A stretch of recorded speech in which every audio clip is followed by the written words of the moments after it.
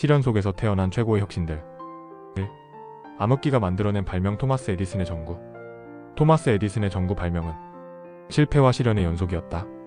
에디슨은 1000번 넘게 필라멘트 재료를 바꿔가며 실험을 거듭해야 했다.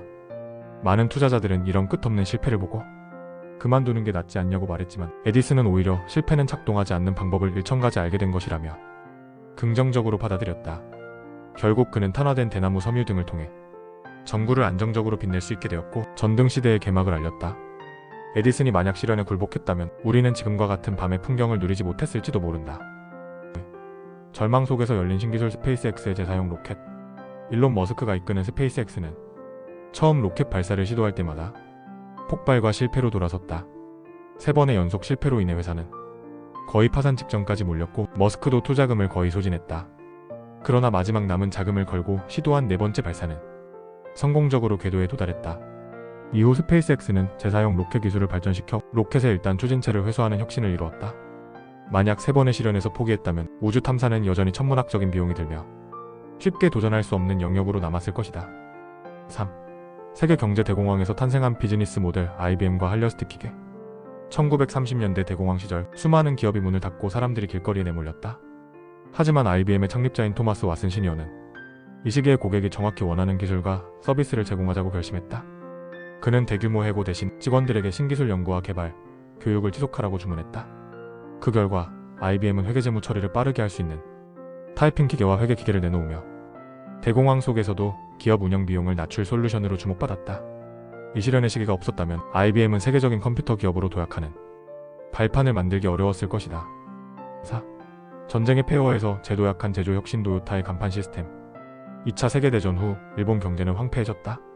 도요타 역시 공장 시설이 파손되고 자본과 자원이 부족해 대규모 생산이 불가능했다.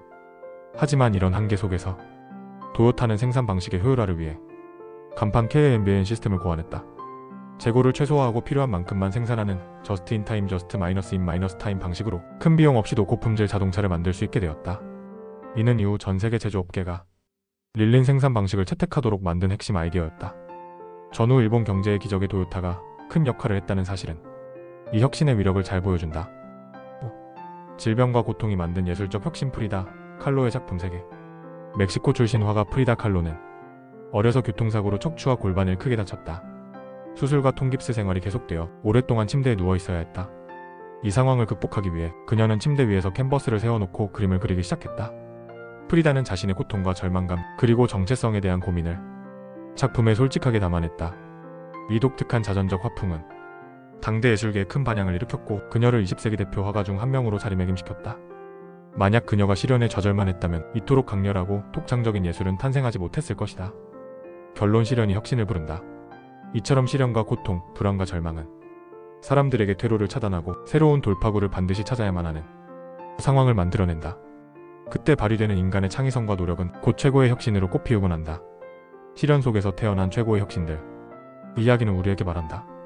고난은 어쩌면 혁신의 씨앗이 될 수 있으며, 그 씨앗이 제대로 물과 양분을 받아 자라면 이 세상을 뒤바꿀 기적이 일어날 수 있다는 사실을.